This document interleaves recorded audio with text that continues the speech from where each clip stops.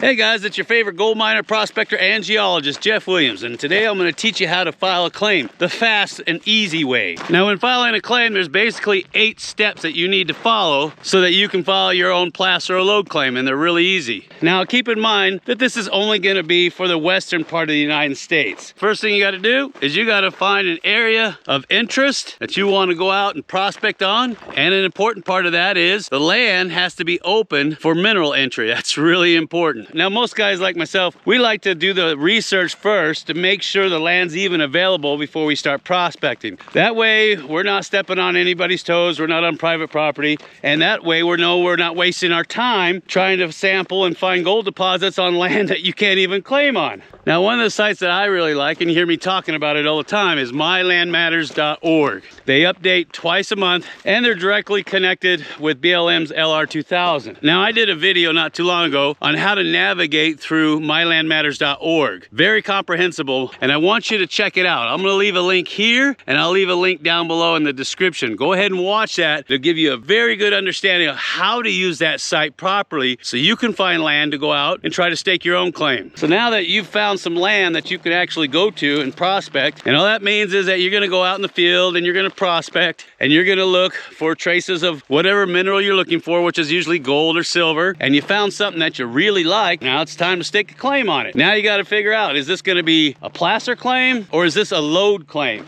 Go online and download the documents for filing a claim for your state. I'll leave a couple down below, like Nevada, California, and Arizona. You're gonna have a notice of location and you're gonna have a map. Right now, you're just worried about the notice of location because that's the first step. Now, before you get started filling out that notice of location, you have to be aware of the MTRS system, Meridian Township Range Section System.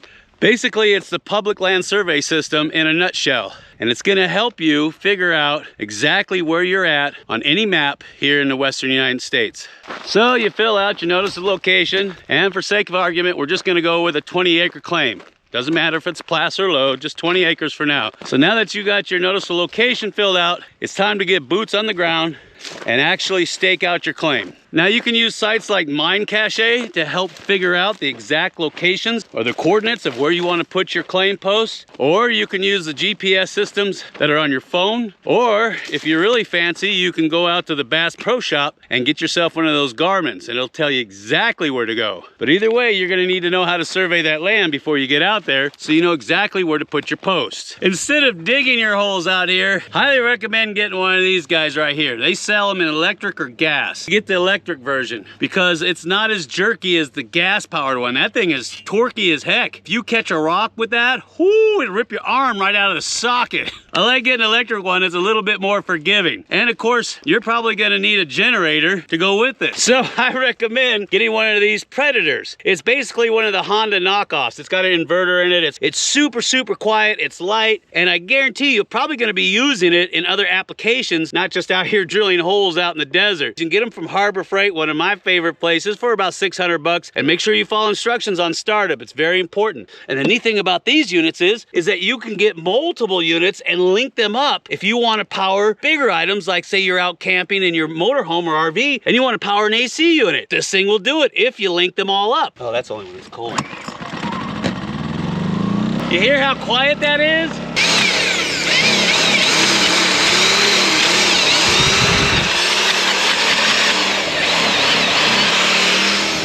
Oh, and the nice thing about these is you can take them out and sample with them. All you gotta do is pan out all the dirt that you drill up. The drill is gonna cut a nice hole for you, and all you gotta do, dig it out, and you can put your posts in.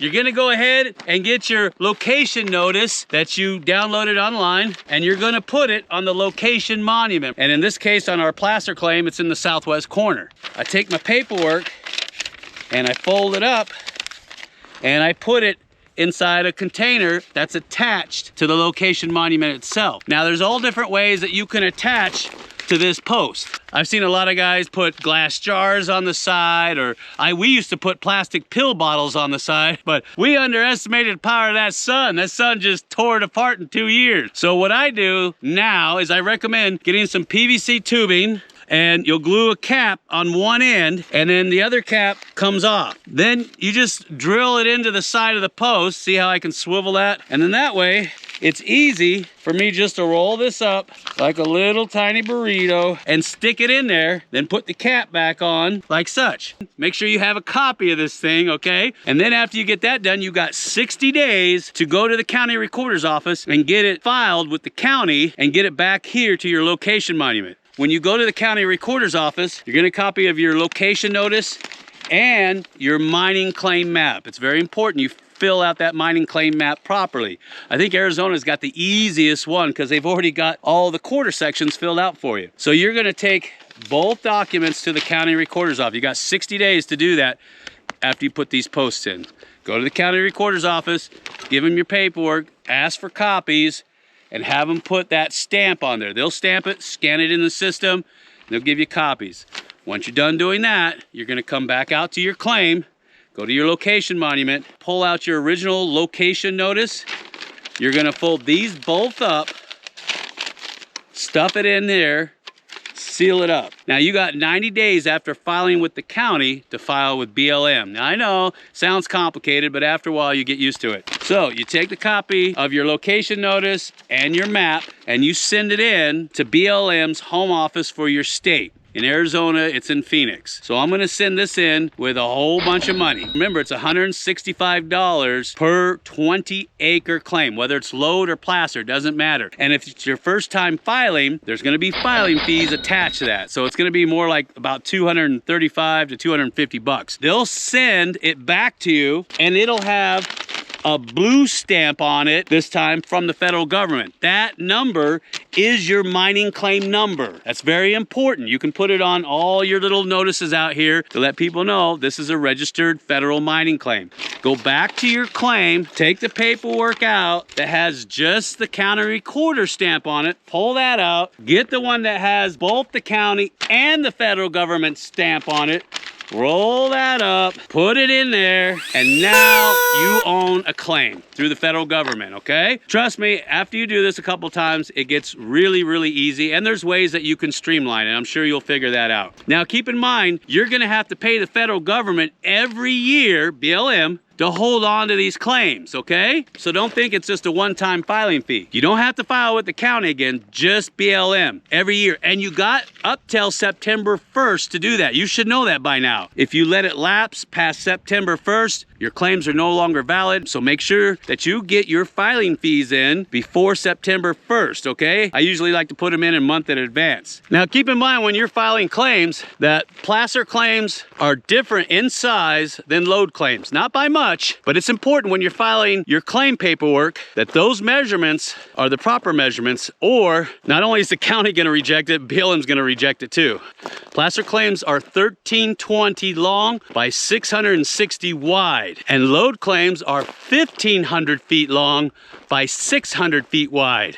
Now, when you go to fill out your map, BLM likes it when you can connect one of the corners of your claim to one of the common corners that they put out here in the 1900s. Now, if you're not familiar with that, this is what they look like. This is a common corner, and you can tell just by reading the top, it has a plus sign in the middle, and it has all the sections on the corners, and this ties all the corners together. So when you fill out a map, look for this thing and draw a line connecting this to the corner of your claim.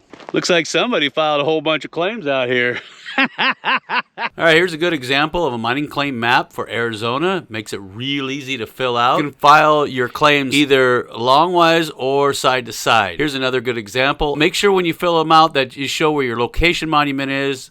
And when you're filling it out, make sure you show the size of your claim and the distance from the common corner, and the name of your claim should be in the very middle. And because load claims follow the load itself, they want the center line to go right down the middle of your claim and then put your location monument somewhere on that center line. Most guys like to put it at the very end. It's easier to find that way. Now remember I was telling you about the public land survey system and how the Bureau of Land Management came out here back in the early 1900s and they established all these grids. I told told you about that you have to file your claim and show where it is relative to the corner brass marker. Well, every now and then when you're out in the field, you're going to see these quarter markers. These quarter markers are going to show you the spot where you have a quarter or an intersection or something to that effect. It'll be marked right on the top. And you can see this one, it says quarter and there's a line and it shows the two different sections. And that way there's no guesswork when you're out here. If you're having a hard time getting your claim post put in, find these guys right here. I know they're kind of hard to find, but if you can get a general idea where they might be, look for these guys. It'll be really obvious to find them because you could see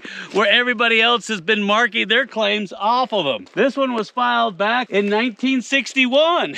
Most of them are sticking up pretty high and they always have big pile of rocks, and you'll see all these old claim markers around it. Now, while we're on the topic of claim posts, I love using these 4x4 posts. Now, I know a lot of people are going to argue and say, oh, that's too heavy, Jeff, but I like these. They're really big. They're easy to spot, especially if you paint them white, and then we put big letters on it. Now, you can get away with 2x4s. I've even seen 2x2s out here, but BLM does not like it when you use PVC tubing, so don't use PVC tubing, okay? When you're making your claim post, you can paint them any color. I've seen guys paint them red and yellow and even pink, but I like to paint mine white. They stand out really well out here in the desert. All of your claim posts have to have information on them, not only for other prospectors in the area, but because BLM requires it. So on every post, you're going to put the name of the claim and you're going to put where this post is located at on your claim. I have northwest on this, so if somebody comes up here, they'll know that this is the northwest section of this claim. Now, you don't have to paint them on the post. In fact, I've seen some guys stamp them in metal and then put the metal tags onto the post themselves. But just keep in mind that you want that easily read by other prospectors so that when they're in the area, they know, hey, this area is claimed up. And you want something that's not going to fade out, because I've seen guys try to mark it with a magic marker. Now, once your claim is official through BLM, you can go online and order these yellow signs. And you're going to post that all the way around. That way people know that there is an active mining claim there. It has all the information on it that they need. Because you'd be surprised how many people go driving across your claim and say, I didn't know there was a claim here. Now, keep in mind, if you plan on buying a claim, there are patent claims and unpatent claims. If you can afford it, I highly recommend a patent claim. Now, they stopped issuing patent claims back in 1994 during the Clinton administration. They give you exclusive rights. You practically own the land. You can build a house on it. You can live on it. The land is pretty much yours. But in today's world, they only issue unpatented mining claims, which just gives you the rights to the minerals. That's it. You can't put up fences, you can't put up structures, and anybody and their uncle can come across your land. So if you're in the market to buy a claim, make sure it's patent.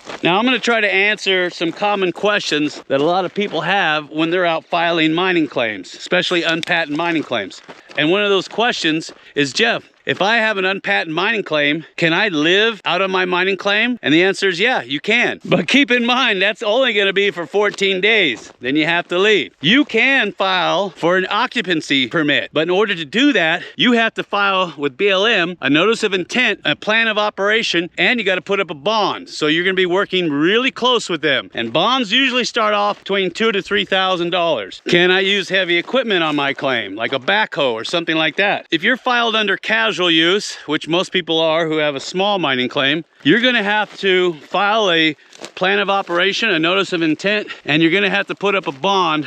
And if you get approval, you can bring a backhoe out onto your claim. But if you just want to keep it casual use and keep your fees down, then you're going to have to use equipment that's rated under 10 horsepower to stay in that category. Another question I get is, Jeff, can I drill a well on my claim? Yes, you can. Once again, you have to work with BLM and file a notice of intent, and they'll come out with a field agent. And then once you are cleared for that, then you can go ahead and start drilling your well. Another one is, Jeff, can I sell my claims? Yes, you can sell unpatented mining claims. You can trade unpatented mining claims, and you can even will them to other people. If you go onto BLM's website, you'll see where they have an option to transfer or quitclaim deed your claims. It's really simple. Now, I've had a lot of people tell me, Jeff, everything is claimed up, all the good land. And yeah, that's true. For the most part, a lot of your good land is claimed up. But if you do your diligent work and you stay on top of it, especially after September 1st, you can actually look around and see if there's any of these claims that are closed. Don't look at just the assessment field to see if it's changed to the next year. You're gonna have to actually click on the BLM report and look at the case deposition. If it says closed, you can get in there and claim it up. Just know the area that you want and stay on top of it. I found a lot of good claims that way,